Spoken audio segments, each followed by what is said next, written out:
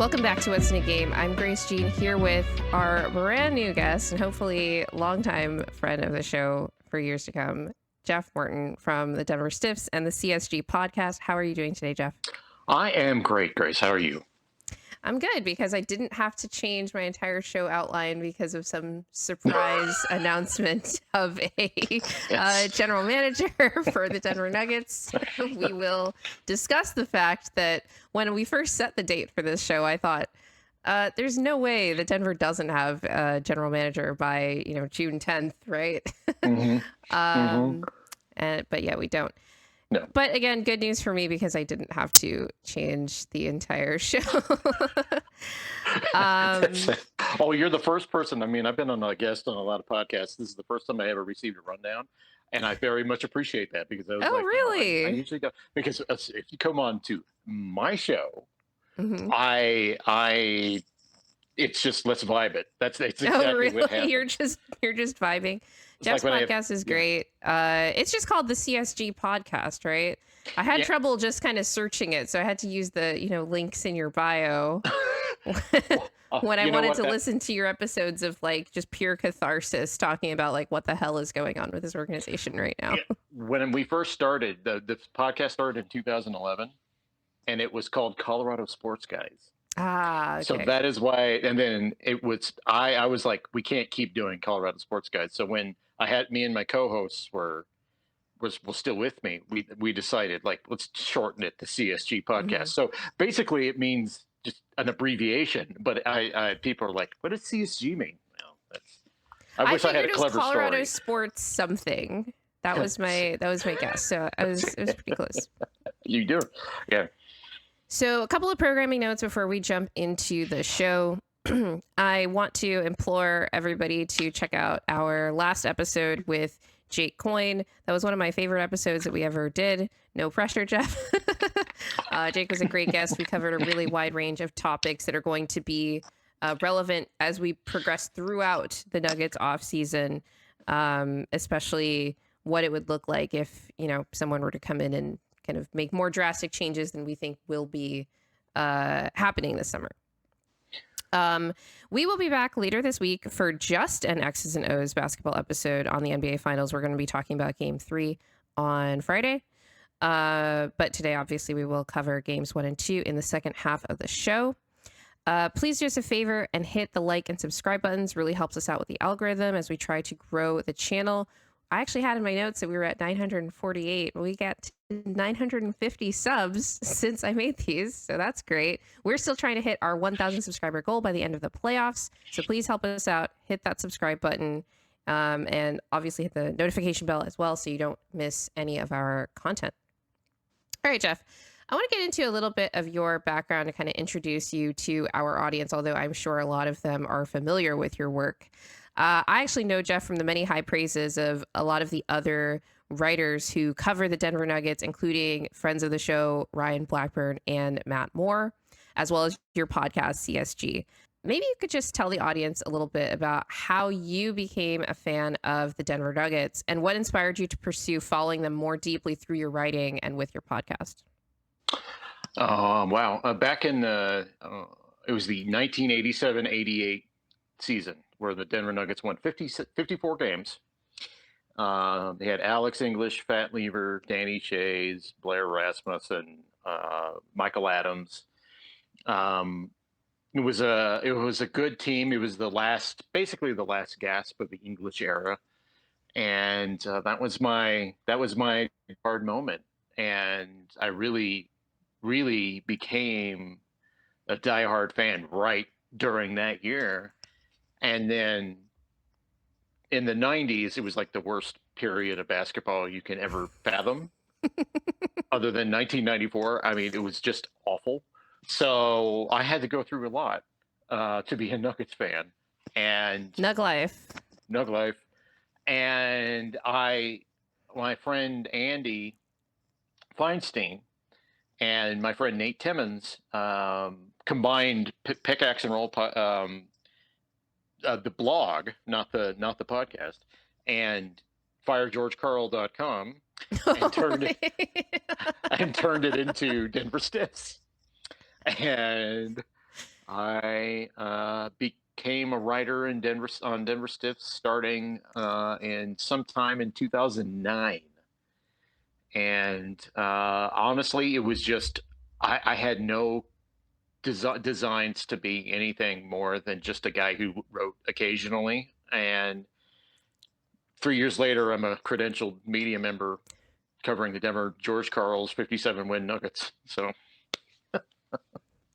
For as since Denver Stiffs came together as part of this conjunction with firegeorgekarl.com, what was it like being a part of that and watching that 57 win team that he helped create? it's interesting. I can't think of Denver Stiffs without thinking of the Carmelo Anthony trade, to be honest with you, because that is when things were just got hot and heavy at the blog, and there were thousands and thousands and thousands and thousands of readers coming from New York primarily, and it was insane. But that 57 win season was very fun and very kind of, is this real? I guess it's the best way to put it. Yeah. And we ended up just having a great time that year until Danilo Gallinari's injury. Right. With 4 games left in the year. And then it just rapidly went to crap after that. But it was, up until that moment, it was fantastic. And it was a really fun team to cover. Very much like a prototype for the Oklahoma City Thunder right now. I would call them that, only not as defensive oriented, but very much a team. Yeah. At that time. They were a really fun team to cover. That was one of my favorite moments of covering the Denver Nuggets. I am a more recent addition to Nuggets Nation, Nuggets fandom, and all of that. And one of the more striking things that I've come across in my sort of research of the older Nuggets teams, and to me, unfortunately, that 57 win team does count in that category of older Nuggets teams, was their dramatically higher rim frequency compared to the rest of the league in a time where you'd think like, oh, the game is a bit more paint heavy, but like they were doing the pace and space thing and like pounding the rim kind of to a degree that is closer to what we've saw from like this last year's Nuggets, but in an area where that was like, you're not getting to the rim that frequently most of the time. So that was a team that sort of was taking other teams by surprise, it seemed like, with how they played. Without boring you with deep minutia, that offense was installed by at first the previous year by an assistant coach named Vance Wahlberg, who came from college, and he installed what was known back then as the dribble drive offense, and that really started in college. That is essentially where it came, and he was the progenitor of that offense, and then he had left, but George Karl doubled down on that offense, and the offense was, well, I said offense. George didn't really have a structure, but it was just go to the hole as much as possible and get as many free throws as much as possible. That was another big one, and it was interesting. It was how much of it was like a forerunner of the way things evolved now, even more so than what happened with the Golden State Warriors, who beat the Nuggets that year and basically started their dynasty. It really is more like the Denver Nuggets model, with everyone shooting and everyone spacing and everyone driving to the cup at all times. Yeah. Is June 10th, 63 days since the Nuggets parted ways with general manager Calvin Booth. And, as we're talking about this, I think that's largely because they were not able to come to terms on an extension last offseason. I don't think it has anything to do with Calvin's actual plan and any disagreement that they would have with that plan, because since that firing and since the offseason started, Josh Kroenke has talked in rather doubling down terms about the draft and develop an internal development plan. Now, we have to talk about how long it's actually been without a permanent general manager in place. Obviously, Ben Tenzer has been interim since, or announced interim within a week of Calvin Booth being let go. You've actually shared your thoughts on social media about why you think the longer this process goes on, it's been over 2 months at this point, without hiring either or both of a general manager or president of basketball operations, the less likely it is to be Ben Tenzer. Why do you think that is? Well, I go back and forth on that because it could, honestly, and this is something everyone needs to hear. The Nuggets have told no one in the Nuggets media sphere anything about who they're looking at, what they're looking at. There's been rumors, and that's it. So we are all reading tea leaves here, and I think logic would dictate if it was going to be Ben Tenzer that they would have hired him with David Adelman. That would have been because there was that leak that happened like 2 days before where it said like it'll be Tenzer. They're inclined to go with Tenzer. Right. He'll be a strong candidate. Yes. Yeah. And I will say that I'm not saying this is what happened in this case, but sometimes there's leaks that are trial balloons to see how people react. Yes. I don't know if that's what happened there, but I do know that after that came out, David Adelman was the only one who was announced. Now, if I can address this, and I think this is something that no one has talked about, Michael Malone is owed $24 million to not coach. Mm-hmm. I think that played a huge factor in the direction pointing towards David Adelman. Will, like on a previous show, Will and I talked about like, okay, what is what they've done, in the past, going to tell us about what they do in the future. And Will was like, well, they fired Malone with like all this money left on his deal, so that might signal that they're willing to spend money. And I was like, well, they owe him all this money, so that might signal that they are not willing to spend a bunch of money now. I think then when you see decisions like that, I immediately think Stan Kroenke. And I think the dynamic of the situation is thus. I think that if Josh had his way, this is just me guessing. Mm-hmm. I think if Josh had his way, he would probably be going forward with David Adelman and Ben Tenzer, and they would be looking for a team president right now. For whatever reason, that didn't happen. And now we are in a scenario where the Nuggets are looking at a draft where they don't have any picks, and they probably don't feel a ton of pressure to go quickly. And I think that could definitely be a factor. But that doesn't preclude, obviously, Ben Tenzer from being hired. But if you think about it, it's like, if you're going to go with him, you go with him. Not only is he in-house, but he's probably cheap. And those are multiple factors, and he's been with the organization for 20 years. So obviously that it's like glowing red signs of like, well, maybe this is not red, but green signs of like, oh, maybe this is the way to go. So the fact that they haven't announced it. Yeah. The fact that they haven't announced it has been interesting. Now, everyone I've spoken to around the situation has told me they want to make a good decision. And so I was heartened by that revelation to me. Now, that didn't tell me anything about who they're looking at or what they're looking at, but that's what I was told. Yeah. I mean, I think people generally want to make good decisions. Right. Yeah. Well, I don't know. If you want to burn it down, That's true. Bernie Beckerstaff made a ton of horrible decisions for the Nuggets in the '90s. So I don't, maybe that's the road to hell is paved with good intentions or whatever. But I do think that at the very least that they really want to nail it is basically what they're saying, and because they know that. I don't think they have adequately listened to Nikola Jokic. I don't think they have really absorbed what he has been trying to tell them. I don't think it has penetrated the brain. And by the way, when you were talking about Calvin Booth and them not necessarily not disagreeing with his approach. Honestly, I think it has more to do with, I think they are very attached to the core four.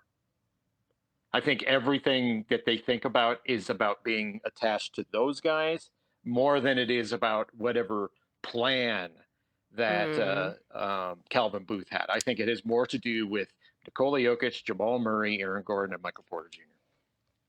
We're going to dissect that a little bit in the next half of this. So, sticking to the GM hiring topic, though, in another post, you shared your thoughts about the idea that if Ben is now less likely an option at this point, we should question the wisdom, quote unquote, of hiring Adelman so early. I actually share your concerns with the order of operations of it all. Another phrase I've heard hundreds of times over the last few weeks, that I probably more so than I had in the last some odd number of years of my life, of hiring a head coach before a general manager. Right. But I'm gonna try to play devil's advocate here a bit. Okay. Is it possible that they actually knew that the GM search was going to be a longer, more drawn out process, that Josh isn't actually posturing when he said that they were going to be thorough and consider all of their options, both internal and external, and wanted to avoid some of the negatives of waiting on the coaching hire? And they talked about some of these at, I think not at DA's intro presser, but the press conference that happened where Josh announced that Adelman got the job, where he said, you know, we want DA. I think he alluded to like he's going to be a strong candidate for, other teams, right? You don't want to lose him to another team that is moving faster on these things. DA also gets a chance to hire the assistants that he wants and gave the current assistants the certainty of knowing whether Denver wants them back or not. And Adelman gets a chance to touch base with young players, especially, the guys on the rookie scale contracts that need to work more specifically on various aspects of their player development this summer, and sort of start integrating all of that into his plans for the offseason.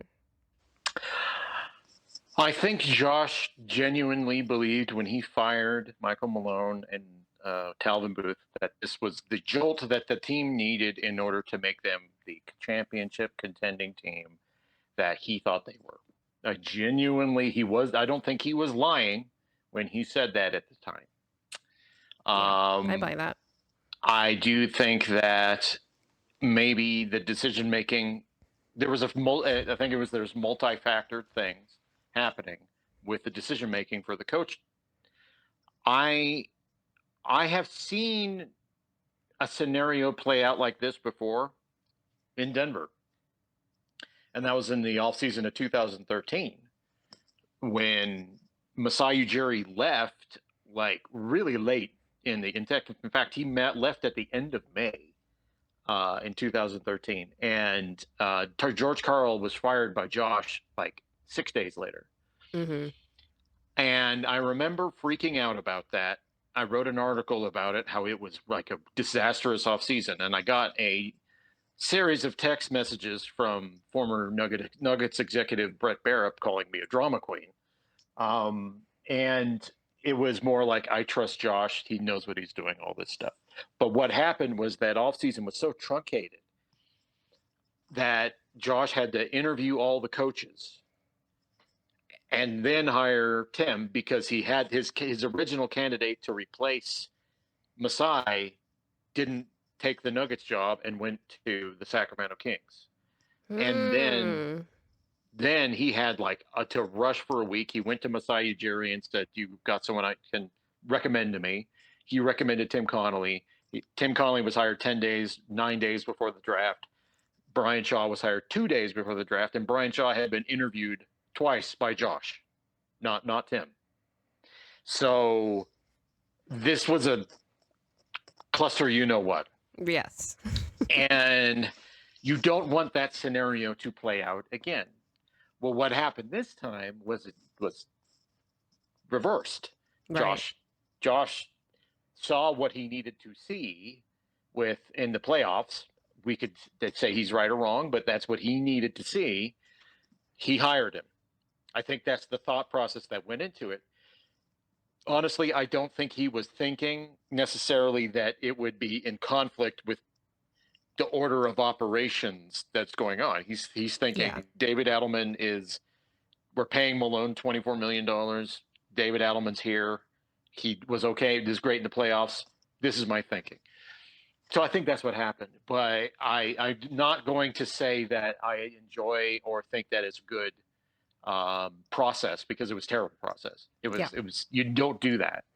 Even if you're going to hire Ben Tenzer from the organization, I think he would appreciate having a say in the coach that he's going to hire. You know, Right. I think that that just causes problems, and that I think is why I say it calls into question the order of business. This, you didn't have to do it if you were going to take your time, but what's done is done. Yeah. And something that we've discussed on the show is how, like, why does this order of operations actually matter, right? Especially when it is going to be this drawn out process. I think it's possible and probably likely that a lot of external GM candidates are turned off by not getting to pick their own head coach, not because they want to be like, oh, like I want to control everything and not work with anybody or listen to anybody or whatever it is, but because of the lack of autonomy that it signals should they take the Nuggets job. You mentioned how Josh, he's not the general manager. No. But we know about decisions that Josh has made, in addition to hiring the head coach, within the last year that are, within the purview of the general manager. And again, these are things that are like, whether you agree with them or not, Josh apparently had to step in and kind of quash any potential trade talks when it came to Jamal Murray last summer and say, no, we're just going to extend him. And, that took a while, by the way. We can talk about the timing of that extension and ways that it might have affected things. But there was that. And he mentioned at the press conference that followed the firings of Malone and Calvin Booth how, he got a question about the willingness to trade Michael Porter Jr. and basically alluded to, like, I'm not going to, allow like a major trade when there isn't organizational alignment, basically kind of confirming what we'd heard about or what was reported about ownership being the ones to step in and kind of quash any Michael Porter Jr. trade rumors as well.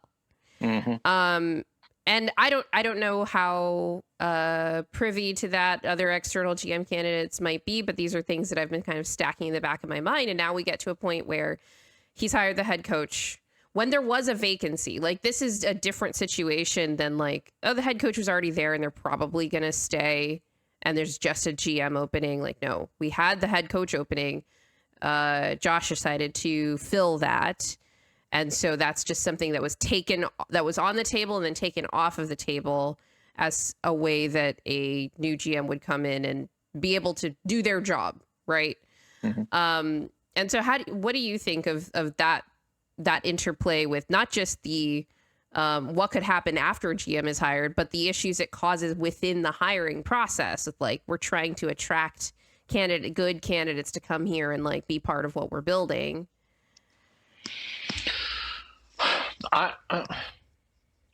There's multiple ways this can happen. I'll be honest with you.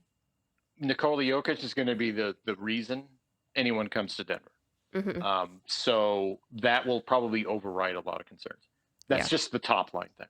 Yeah. But the order of business is important, because here's how things, at least based on what Josh has said and what I've heard, what happened. And Calvin Booth was offered an extension, and knowing the Kroenkes, it was probably quite low on the dollar amount. And Calvin Booth said no. And this was October. During that press conference after the firing of Malone and Booth, Josh admitted that he thought about firing Booth and Malone twice. The first time he Around admitted Thanksgiving. it was around Thanksgiving, and the second time was before the All-Star break. if you put that into context, it was about a month later, after Calvin Booth rejects their contract offer, that Josh Kroenke was thinking about firing him. So if you're looking at it this way, well, why didn't you do it then? Is my question. Why didn't you just rip off the Band-Aid and do it then? Because by the deadline, you will have your interim head coach in there, and you'll have whoever running the front office, and they could make decisions about who trade.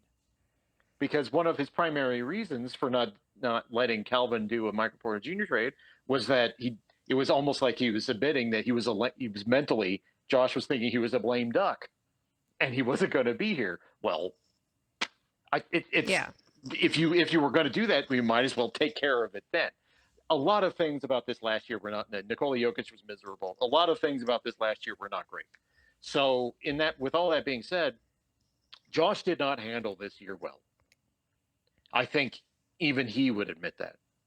So if he is going to be straightforward with people and admit that is the way things happened, and I'm trying to correct that, I don't think he got off to a good start with hiring Adelman before he did a GM. But he needs to be upfront and forward with a plan.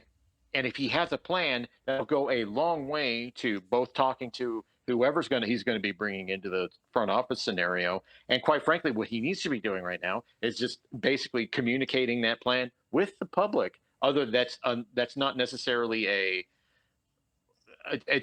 to be honest with you, he backed off a lot of what he said by the time he got to press conference number 3. He had backtracked significantly from where he was after the firing and after the postseason, because he did that postseason press conference, he did the announcement press conference, and then he did the introductory press conference. Yeah. And then you notice that subsequently more, it was less about let's just stay the course and draft and develop and all that stuff. And then it turned into, well, you never know. We're really trying and all this stuff. His tone had changed. So maybe the organization has evolved. You know? I agree that his tone had changed. And in some ways you could read it as like, okay, he's rethinking some things based on the reaction that he got to the previous 2 press conferences, not just about internal development, but where they were looking particularly for the GM search. But I also thought that he sounded a bit annoyed when he got questions about the general manager thing. And I don't know if that was just because, like, well, this is DA's introductory press conference. I'm only supposed to get questions about the coach. I'm sure that was something to do with it. Yeah. But again, like, well, we still don't have a general manager, and people are kind of wondering about that, right? I actually want to skip ahead to a question that he got in that press conference from the Denver Gazette's Mark Hisla, who asked a really pointed question of Josh. This was at the introductory press conference. I'm going to ask you this question and ask you what you think Josh was thinking when he heard it, because I was sort of like, oh, wow, someone actually asked this.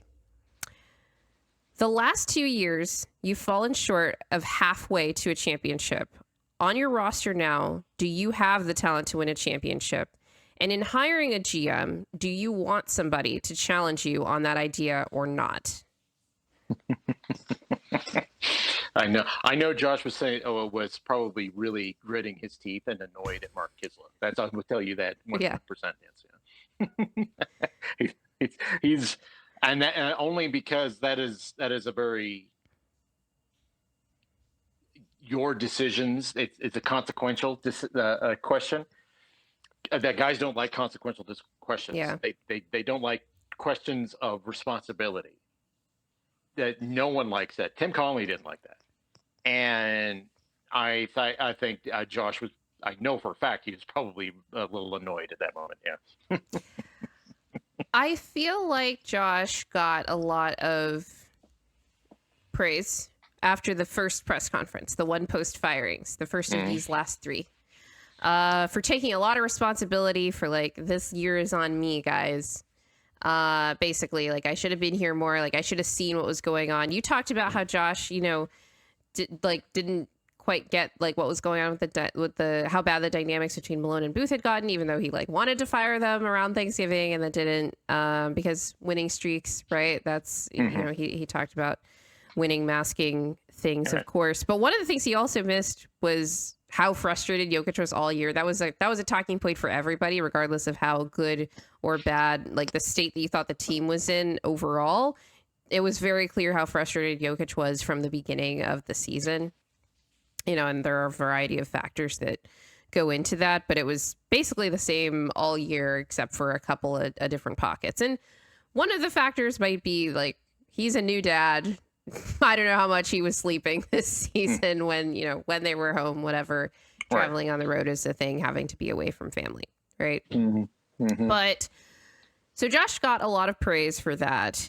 But he sort of reminds me a little bit of myself in one of the things that I like to do is take as much responsibility up front as I possibly can and hope that I don't get additional questioning on top of that from other people, right? It's like if I beat them to the punch, maybe they won't be as hard on me. And that was kind of the vibe I was getting by the third press conference where people are still asking, these questions. I felt like the energy that we got from him in his response, where he's kind of talking about like, well, it starts with belief. Like this group has to believe that they can be good enough to win a championship. And then it's about internal development. And I think Adelman also chimes in on that. He's really good at being the company guy, similar to Malone in that way when it comes to dealing with the press. But I think that Josh was kind of hoping that all those answers would be enough and that he'd stop getting these questions. Oh, yeah. But the way that the last two playoffs have ended, when you have a team that has the best player in the world, I think has, those questions will never stop coming. Well, I don't think, and I got to be honest, I don't think the organization, and by that I mean the higher ups at KSE, including Stan and Josh, are fully aware of both the pressure and how unbelievably frustrated Jokic was. And I know that seems odd, but it's been proven out this year. Stan and Josh are quite disconnected. From each other or from the org? From the Nuggets, and they have their hands in a lot of pies. Josh spends a lot of time in London. They are extremely large and diverse organization that holds international, sporting concerns, and it is something that you cannot be there and you cannot be looking in on it. And some of it is a paternalistic. I'm disappointed in you, children. That I've told you 5 times and really, that's the way it sounded, actually. Yeah. I told you 5 times to knock it off, and I'm going to turn this car around, that sort of thing. Yeah. And that's exactly the way it comes across. I think that Josh is he's not able to be there. And due to that, he doesn't have all of the intimate knowledge of what is going on until later. Although I will say, do you remember that press conference at the end of last year? Yes. At the end of the 2024 season? The one with Calvin and Malone and Josh together. Yes, and it was the step down thing where it was, well, it was clear things were going really bad then. I mean, that was obvious to everyone under the sun. There was extensive reporting about it done. So a little bit is like, yes, you can't be watching all the time. But there's another bit of it is like, you should know. And it's your job to know. Yeah. Him sitting awkwardly in the middle while a giant guy and a smaller guy are at war is just insane. Yeah. Civil war another term I've probably heard more in the last 2 months than I had in the whole rest of my life. Yeah. I actually want to move on to the actual plan itself, right? Because they've been talking about this since immediately after the championship. It's about development. It's about longevity. It's about sustainability, all of this stuff. But to me, there was a lot of incoherence within that plan that I want to address with you here. Okay. So I actually, through this discussion, want to make the case that they actually sabotaged their own draft and develop plan Okay. here, right? The first is first thing I have to address is this incoherent asset management strategy, where this idea that if you draft and develop your guys, like the reason that you do that is so that you can have all these cost controlled guys that end up on team friendly contracts because you drafted and developed them and like managed those assets well, as opposed to like constantly trading away assets to acquire good players. One of the stories that has come out in the last couple of weeks is just how much is Christian Brown going to get on his next contract extension, right? Yeah. Is he going to get, Jalen Suggs level money? One of the things that I've been talking about with, just within my own circles over the last year was like, whether you agree with the idea that Christian could have replaced KCP or not in the starting lineup. And I think he's done well. He's acquitted himself well as a starter overall this last year, regardless of any, gripes I may have. The fact that he jumps into the starting lineup and gets the sort of starter bump and like increased time with Jokic bump before he's up for a contract extension is not, ideal from an asset management side of the organization, of course. Right. The other aspect of this, and Christian was kind of part of my forming this idea, is maybe some of the reasons that Calvin was drafting certain players was actually as cheap replacements for the starters. You talked about a lot of Josh's idea when he goes into this plan being like, I want to keep this core. How do we keep this core? Like, how do we figure out how to keep this core and be like cheaper around them? Right. Mm-hmm. I don't necessarily know that everybody in the organization even had, like, outside of the coaches who might have disagreed with the plan overall. Everybody who was on board with the draft and develop plan thought of it like that. Mm-hmm. So the question I have for you is, does Aaron Gordon get his contract extension before the season if De'Ron Holmes doesn't get injured in Summer League? Yeah. Because De'Ron, well, first of all, you don't extend Aaron Gordon. There's a very, very, very, very unhappy Nikola Jokic. I'm sure they didn't want to deal with that. But I will say this: I think you're on the right track, in my view, with the way the conflicting perceptions of things of what the quote unquote plan means. Yeah. Here's where Calvin messed up. If you're going to do the draft thing, you got to get better picks. You just got to aim higher.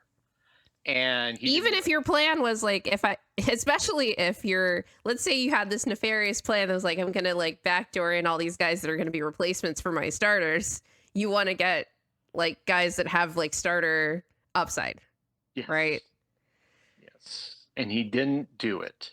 And that was very arrogant. It was I'm going to prove my genius kind of move. And that is what caught him. Because what happens when you draft at the back end of the first round is you are maybe getting a high floor guy, but when you are replacing, and if the goal is to replace starters in the National Basketball Association, they got a high ceiling, or at least a higher ceiling than just being a high floor guy. Now with Christian is still a mega flawed player. His offensive game is based on driving to the cup and occasionally shooting a three. He's a shooting guard who doesn't shoot. That's not going to be a thing that's sustainable over time. But he got the, as you pointed out rightly, the Jokic bump from being in the starting lineup with him. I think if Calvin was going to execute this beyond Christian, he needed to trade up into at least the mid first. If he's not going to get into the lottery, get right behind the lottery, because he's drafting well into the 20s and into the 30s with these second round picks. None of these picks were ever going to be that guy. And the biggest example of this fight was Peyton Watson. Peyton Watson was a pick that was projected to be a second-round pick. No one had him as a first-round pick. Not a soul. That you cannot find a mock draft at all from 2022 that had Peyton Watson going in the first round. Calvin outdid himself and traded into pick 30. And then, of course, right behind that was Andrew Nembhard. I know. I know. But he traded right there, and he gave him that guaranteed deal because he believed in Peyton Watson. And that is more than anything, more than Jalen Pickett, was the tension point, because Peyton needed a ton of development, still does, and you're not going to get that on a team like this. You just aren't. This team needs to win. Team needs a high ceiling player that's ready to play. And other than Christian, he really didn't get any guys who were ready to play like that, and that was part of the tension point with Malone, and the perception. And you are 100% right. I got to compliment you on this. Your perception of this is right, only that Calvin's execution of it was poor. Right. I mean, I obviously agree with that, because there were aspects of this plan that make some sense. Like, you should not want to end up like the Milwaukee Bucks did, right, and have, sort of no young, forget talent, just like playable guys, yes, that are getting better on your roster, as opposed to everybody is on the decline and you're just sort of kicking the can down the road, over time, if you're trying to extend a championship window. One of the other problems that I've had with this plan is just the volume of young players on the roster, right? Because, like, it's one thing to, want to have some guys in the pipeline. It's another thing entirely to have 6 players on rookie scale contracts on a team that is trying to make the playoffs, and relying on those guys. This isn't like they're all, guys that are your, 12th to 15th guy on the roster, although they end up being that. But do you share my concern that the volume of rookie scale players actually impeded on their development because of a variety of factors that we can discuss? Well, yeah, no, that was, by the time we got to 6 rookie scale deals, it became ridiculous, and it was a double down of a double down. We are going. That's Calvin saying, "Come hell or high water, we are doing my plan." I don't know how collaborative he was being anymore at that point, and we had reports that it wasn't even just between him and the coaches, but even like factions within the front office. Calvin was doing a ton of solo work, and I think that actually is a big part of the disharmony and disunity in the Nuggets organization. And having that many rookie scale picks, particularly 2 second-round picks with guaranteed deals, which still makes my head explode thinking about it, is what was. I mean, there's no reason. That's 2 roster spots. You could have brought in Justin Holiday. And for the playoffs, if 2 guys who are second-round picks who were never projected to be firsts didn't have guaranteed roster slots. Yeah. And I was even saying it because I was like, oh, I'm so impressed with Hunter Tyson Summer League. I still don't think that he shouldn't have just been a 2-way player, right? It was one of the things that we're seeing across the league since the new CBA expanded the number of 2-way slots available, is like teams like Portland are actually like leaving a standard spot open, maybe to the chagrin of the NBA Players Association, Yeah. going into the season. And, if maybe a two-way player plays themselves into that slot and they can convert their contract later in the season, Right. that's one thing. But you have the spot available if you want to, I don't know, get somebody off the buyout market or just trade Mm-hmm. somebody, just sign a minimum guy into that spot who can either eat minutes for you or end up being a contributor if it's even if it's in a limited role.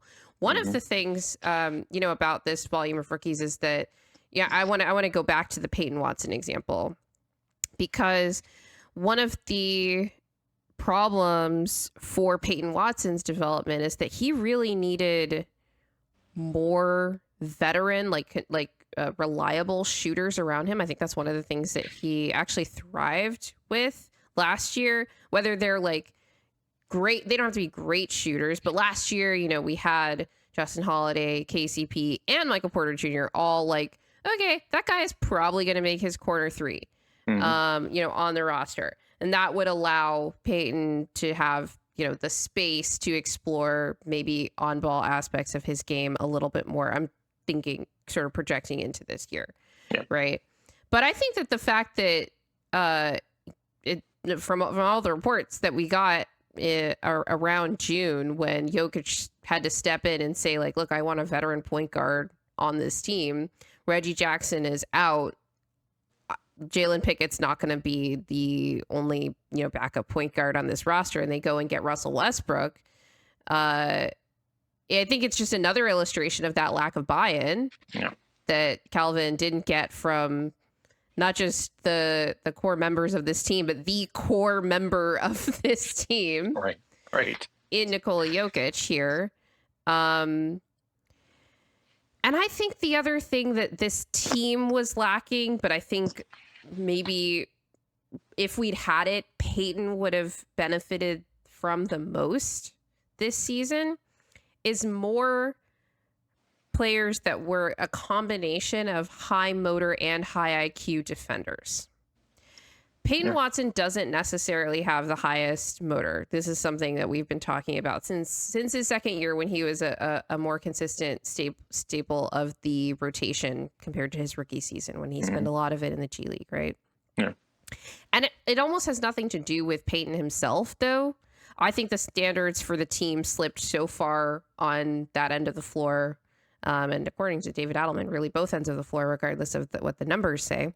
Yeah. That nobody on this team would have been able to hold anybody accountable. Like, that was just not happening over the course of the regular season. And of course, we saw a shift in that from the playoffs. We'll see how that goes next year. Let alone Peyton, who's a third-year player who has had all manner of people in his ear telling him that he can be more than, quote unquote, they are letting him be, including, it sounds like, the general manager of the team. And I also think Julian needed more just high IQ defenders around him, just to help keep him on the floor and like cover for him, but also like help teach those guys how to be better at that thing. Right. I think that like would have helped their development, as opposed to having a bunch of like end of bench guys who just don't play. Right. I agree. But it's like what I said to some people who were saying, like, they got to have everyone play some minutes with Nikola Jokic.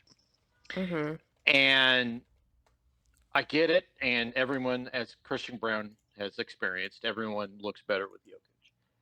But the problem is, it's like, maybe you learn a lot about yourself when the situation isn't optimal and the conditions aren't great. Now, I will say with Peyton, he probably needed a couple years in the G League, just solid years just in the D League. I think he needed one more year in college. Well, to be honest, that too. It's like a year being a starter in college, right? Because he was coming off the bench at UCLA before he got drafted. Average more than 3 points a game. Yes, that just got to be able to do that, develop your offensive game, because his biggest Achilles heel is his decision making on offense. I'll put it to you that way.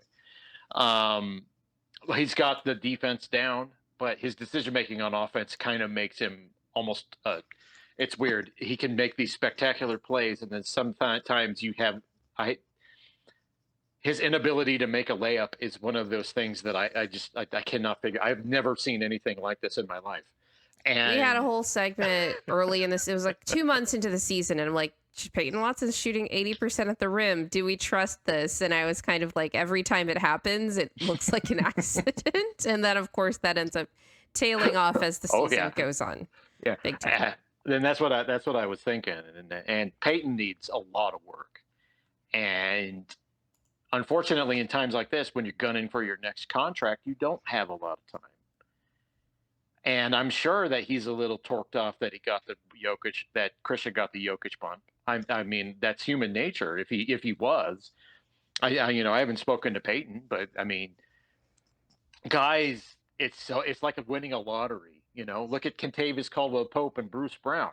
They got more money than they ever made Yeah. just to be playing with Jokic. So I'm sure everyone sees that and goes like, "Come on, man, why can't I get that? Why can't I get a little of that stuff?" And I get it. It's got to be really frustrating. But to be quite honest with you, Peyton, just in general, for his overall game, aside from playing with Jokic, he just needs to just work on so much. And I hope he's taking this off season to do that. I really do. Yeah. No, I agree with that. And the last thing I want to just talk about on this was a comment that Matt Moore made on his recent Substack piece on Gray Swan events. Go check it out. It's really good. Yeah. But he has this comment in there, and it's basically about the situation that Peyton is in, right? It's like, look, it is hard being a player that came in with his sort of prospect pedigree. Obviously, first year of college goes differently than he expected. Comes in, and he's in a situation where he's got to figure out how to both learn basketball and figure out how to play a role for a team that is contending, right? Mm-hmm. But Matt said in there, Peyton would be looked at differently if he were on the Hornets. Yeah. I agree with that. I think that Peyton would be looked at differently if he were on the Hornets. I think that he would be looked at as this prospect that has shown flashes, right? And that if he just got traded into a winning context that everybody's always raving about, he might turn into an impact player, even if it was by transforming his game because he was just so grateful to not be a Charlotte Hornet anymore. I mean, look at what happened to PJ Washington when he got to Dallas, right? Yeah. Yeah. But right now he's in the opposite situation. Like, he's in that winning context and trying to figure out, like, how do I contribute here to a point? And there is some sacrifice involved in that. And I'm going to just talk about a player who's in a slightly different situation, but I think is a good comp for Peyton. Jaden McDaniels, who is a starter for the Minnesota Timberwolves, to be fair, but he's a guy who theoretically is like Peyton's, I don't know, 70th percentile. Let's be more realistic. Let's say 80th percentile outcome for Peyton Watson is Jaden McDaniels. Yeah. Who just a couple of years ago signed a 5-year, $131 million contract to be a 3-and-D wing that defends a lot and does dirty work and, like, makes layups. Right? So there is some sacrifice involved, but, like, it's not that much in taking on a role like that. No, and especially, I mean, Calvin would compare privately, he would compare Peyton to Andre Iguodala for that kind of potential, I mean, publicly he was comparing him to, like, Scottie Pippen, and then it's like at that point I was like, oh, dude, just chill. This kid came out of a situation where he averaged 3 points, less than 3 points in college. You got to stop, because that was Cal just pumping it up, Yeah. And my kind of view on this is that if you aren't going to develop on a winning team, there are players that are so obvious you have to play them. Like, they just make it known, and then you have to make room for them. Like, it becomes obvious. And then there's those players that you see potential, but it's always 2 years away from being 2 years. I Yeah. don't think necessarily Peyton is there, but I do think Peyton has suffered from not being as committed on the ways that the Nuggets want him to be committed in. And when you're on a winning team, you got to fit into their box. But when you're on a Charlotte Hornets, you got to make your box their box. And it's something that is completely different. It's like I look at Michael Porter Jr.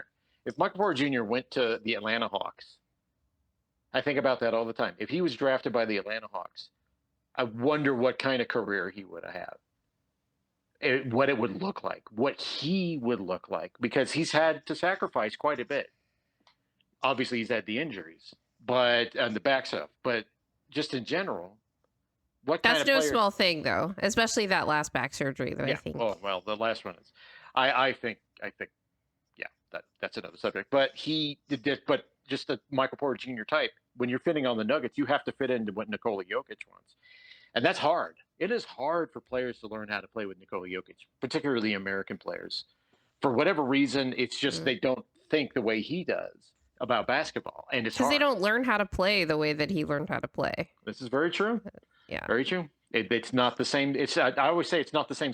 It's almost like the same sport as European basketball. It's just it's similar but different. And Jokic just thinks differently. So it's hard to learn how to play with him. And I have a ton of sympathy for guys who are trying to get into this, and they're like, "All right, I got to learn this role, but now I'm limited." And all this stuff. And Peyton is really there. He has to have a very defined, definitive role that he has to fit into. And I think he has struggled with assigning himself into that role. Yeah.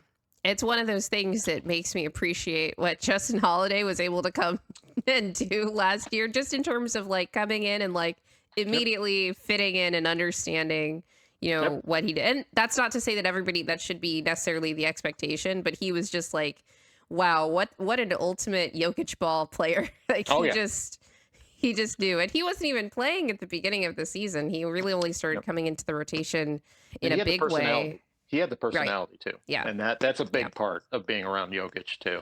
You got to have the personality to be in that situation. Yeah, absolutely. Well, thank you so much, Jeff. This has been such a great in-depth conversation on on this front office, and I could go on about this stuff like literally forever. Maybe we'll try to have you back on the show after we have a general manager. We can talk about whatever the hell they actually want to do with the team, if it's any different than what Josh Kroenke wants to do. Right. But while you're here, why don't you tell the people where they can find you and your work before you go? You can find me on Twitter at jmorton78. I'm on Blue Sky at jmorton78 at Blue Sky, blah, blah, blah. I'm at Denver Stiffs occasionally with my writing. I don't write a ton anymore, but when I do, I tend to try to make it matter. And of course, CSG Podcast is still going strong 3 times a week, Monday, Wednesday, Friday. So look it up, CSG Podcast, and with Jeff Morton. And awesome. There I am. I know Jeff told us that he's winging these shows, but I would have no idea. I thought these were really extensively planned monologues. Every episode is great. You guys should definitely check it out.